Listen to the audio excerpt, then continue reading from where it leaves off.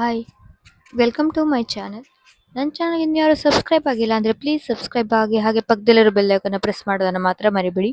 ಇವತ್ತು ನಾನು ಸಿಂಪಲ್ ಆಗಿ ಹಾಗೆ ಟೇಸ್ಟಿಯಾಗಿರುವಂಥ ಕೆಂಪು ಚಟ್ನಿನ ಇಡ್ಲಿಗೆ ಮಾಡೋದನ್ನು ಹೇಗೆ ಅಂತ ತೋರಿಸ್ತಾ ಇದ್ದೀನಿ. ತುಂಬ ರುಚಿಯಾಗಿರುತ್ತೆ ಇದು, ಹಾಗೆ ತುಂಬ ಸಿಂಪಲ್ ಆಗಿ ಕೂಡ, ಇದಕ್ಕೆ ಜಾಸ್ತಿ ಸಾಮಾನು ಏನೂ ಬೇಕಾಗಲ್ಲ ಇದಕ್ಕೆ. ಅದಕ್ಕೆ ನಾನು ಮಿಕ್ಸಿ ಜಾರ್ ತೊಗೊಂಡಿದ್ದೀನಿ. ಅದಕ್ಕೇನೆ ಈಗ 1 ಕಪ್ ಆಗುವಷ್ಟು ಅಂತ ಹೇಳ್ತಾರಲ್ಲ ಅದನ್ನು ಹಾಕ್ಕೊಳ್ತಾ ಇದ್ದೀನಿ. ಇವೆಲ್ಲ ಒಂದ್ಸಲ ಹಾಕೊಂಡು 1 ಕಪ್ ಆಗೋಷ್ಟು ಹಾಕೊಂಡು, ಇದಕ್ಕೆ ಯಾವುದೇ ಹುರಿಯುವ ಮಸಾಲೆಗಳು ಯಾವುದೂ ಇಲ್ಲ, ಹಾಗೆ ಹಾಕೊಳ್ತಾ ಇದ್ದೀನಿ. ಇದಕ್ಕೆ ಒಂದು ಸ್ವಲ್ಪ ಶುಂಠಿ ಹಾಕೊಳ್ತಾ ಇದ್ದೀನಿ. ನಿಮಗೆ ಬೆಳ್ಳುಳ್ಳಿ ಬೇಕು ಅಂದರೆ ಬೆಳ್ಳುಳ್ಳಿನ ಕೂಡ ಹಾಕ್ಕೊಳ್ಬೋದು, ನಾನು ಹಾಕ್ಕೊಳ್ತಾ ಇಲ್ಲ. ಹಾಗೆ ಒಂದು 4 ಬ್ಯಾಡಗಿ ಮೆಣಸು, ಹಾಗೆ ಸ್ವಲ್ಪ ಖಾರ ಬೇಕು ಅಂದರೆ ಗುಂಟೂರು ಮೆಣಸನ್ನು ಒಂದು ಹಾಕ್ಕೊಳ್ಳಿ. ಒಂದು ಸಣ್ಣ ನಿಂಬೆಹಣ್ಣಿನ ಗಾತ್ರ ಆಗುವಷ್ಟು ಹುಳಿಸೆಣ್ಣೆನ ಹಾಕ್ಕೊಂಡಿದ್ದೀನಿ. ಅದಾದ ನಂತರ ಇವಷ್ಟನ್ನು ಕೂಡ ಫಸ್ಟು ನಾನು ಅದ್ರ ಜೊತೆಗೇನೆ ಒಂದು 1/4 ಕಪ್ ಆಗುವಷ್ಟು ಕಾಯಿ ಹೋಳನ್ನ ಹಾಕ್ಕೊಂಡಿದ್ದೀನಿ. ಇವೆಲ್ಲನೂ ಕೂಡ ಫಸ್ಟು ಚೆನ್ನಾಗಿ ಪೌಡರ್ನ ಮಾಡ್ಕೊಳ್ಬೇಕು, ನೀರು ಹಾಕದೇನೆ. ನೋಡಿ, ಈ ಥರ ತರಿಯಾಗಿ ಮಾಡ್ಕೊಂಡಿದ್ದೀನಿ. ಇದಕ್ಕೆ ನಾನೀಗ 1 ಸ್ಪೂನ್ ಆಗುವಷ್ಟು ಬೆಲ್ಲ ಹಾಕ್ಕೊಳ್ತಾ ಇದ್ದೀನಿ. ಇದಕ್ಕೆ ಜಾಸ್ತಿ ಏನು ಹಾಕ್ಕೊಳ್ತಾ ಇಲ್ಲ, ಬಟ್ ಇದು ಸ್ವೀಟ್ನೆಸ್ ಏನು ಬರಲ್ಲ, ಆದರೆ ಒಂಥರ ಟೇಸ್ಟ್ ಚೆನ್ನಾಗಿ ಕೊಡುತ್ತೆ ಬೆಲ್ಲ ಹಾಕೊಳ್ಳೋದ್ರಿಂದ. ಮೇನ್ ಇಂಗ್ರೀಡಿಯೆಂಟ್ ಬೆಲ್ಲ ಹಾಕ್ಕೊಳ್ಳೇಬೇಕು, 1 ಸ್ಪೂನ್ ಆದರೂ ಕೂಡ ಹಾಕೊಳ್ಳೋದ್ರಿಂದ ಟೇಸ್ಟ್ ತುಂಬ ಚೆನ್ನಾಗಿ ಕೊಡುತ್ತೆ. ಒಂಥರ ಡಿಫ್ರೆಂಟ್ ಆಗಿರುತ್ತೆ. ಹೋಟೆಲಲ್ಲೆಲ್ಲ ಇಡ್ಲಿಗೆ ಸಹ ಚಟ್ನಿ ಕೊಡ್ತಾರಲ್ವಾ, ಕೆಂಪು ಚಟ್ನಿ, ಅದೇ ಥರ ಬರುತ್ತೆ ಇದು. ಇದಕ್ಕೆ ನೀರು ಹಾಕಿ ನಾನೀಗ ನುಣ್ಣಗೆ ರುಬ್ಕೊಳ್ತಾ ಇದ್ದೀನಿ ಚಟ್ನಿನ. 1 ಕಪ್ ಆಗೋಷ್ಟು ನೀರನ್ನ ಹಾಕೊಂಡು ಚೆನ್ನಾಗಿ ರುಬ್ಕೊಳ್ತಾ ಇದ್ದೀನಿ. ನೋಡಿ, ಇಷ್ಟು ಕನ್ಸಿಸ್ಟೆನ್ಸಿಲಿ ಇದನ್ನು ನಾನು ನುಣ್ಣಗೆ ರುಬ್ಕೊಂಡಿದ್ದೀನಿ. ಇದನ್ನ ಈಗ ನಾನು ಒಂದು ಪಾತ್ರೆಗೆ ಟ್ರಾನ್ಸ್ಫರ್ ಮಾಡ್ಕೊಳ್ತೀನಿ. ಇದಕ್ಕೆ ಉಪ್ಪನ್ನು ಕೂಡ ಹಾಕೊಂಡು ಇನ್ನೊಂದ್ಸಲ ನಾನು ಗ್ರೈಂಡ್ ಮಾಡ್ಕೊಳ್ತೀನಿ, ಯಾಕಂದ್ರೆ ಚೆನ್ನಾಗಿ ಎಲ್ಲದ್ರ ಜೊತೆಗೇನು ಮಿಕ್ಸ್ ಆಗತ್ತೆ ಅಂತ ಹೇಳಿ.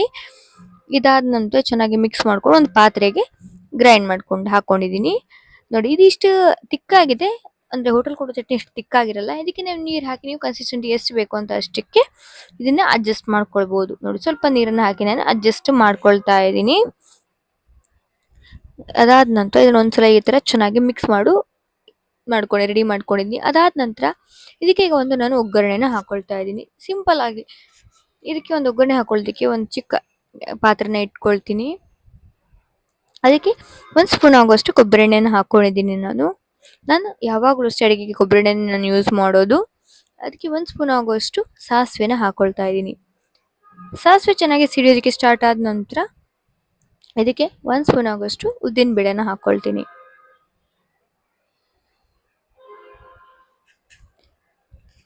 ನೋಡಿ, ಉದ್ದಿನ ಬೇಳೆ ಸ್ವಲ್ಪ ಕಲರ್ ಚೇಂಜ್ ಆಗೋ ತನಕ ಇದನ್ನು ಚೆನ್ನಾಗಿ ಫ್ರೈ ಮಾಡ್ಕೊಳ್ಬೇಕು. ಅದಾದ ನಂತರ ಇದಕ್ಕೆ ಒಂದು ಸ್ವಲ್ಪ ಕರಿಬೇವಿನ ಎಲೆ ಹಾಕ್ಕೊಳ್ಬೇಕು. ಕರಿಬೇವಿನ ಎಲೆ ಹಾಕ್ಕೊಂಡು ಚೆನ್ನಾಗಿ ಚಿಟಪಟಿ ಆಗೋ ತನಕ ಇದನ್ನು ಚೆನ್ನಾಗಿ ಫ್ರೈ ಮಾಡ್ಕೊಳ್ಬೇಕು. ಇದು ತುಂಬ ಈಸಿ ಆಗಿರುವಂತಹ ರೆಸಿಪಿ, ನಿಮ್ಗೆಲ್ಲರೂ ಇಷ್ಟ ಆಗತ್ತೆ ಅಂತ ಅಂದ್ಕೊಳ್ತೀನಿ. ಇಷ್ಟ ಆಗಿದ್ರೆ ಹಾಗೆ ನನ್ನ ಚಾನಲ್ನ ಹೊಸಬರು ನೋಡ್ತಾ ಇದ್ರೆ ಪ್ಲೀಸ್ ನನ್ನ ಚಾನಲ್ನ ಸಬ್ಸ್ಕ್ರೈಬ್ ಆಗೋದನ್ನು ಮಾತ್ರ ಮರಿಬೇಡಿ. ಪ್ಲೀಸ್ ನನ್ನ ಚಾನಲ್ನ ಸಬ್ಸ್ಕ್ರೈಬ್ ಮಾಡಿ. ನೋಡಿ, ಈ ಥರ ಚೆನ್ನಾಗಿ ಫ್ರೈ ಮಾಡಿಕೊಂಡು ಈಗ ಚಟ್ನಿಗೆ ಒಗ್ಗರಣೆನ ಹಾಕ್ಕೊಳ್ತೀನಿ.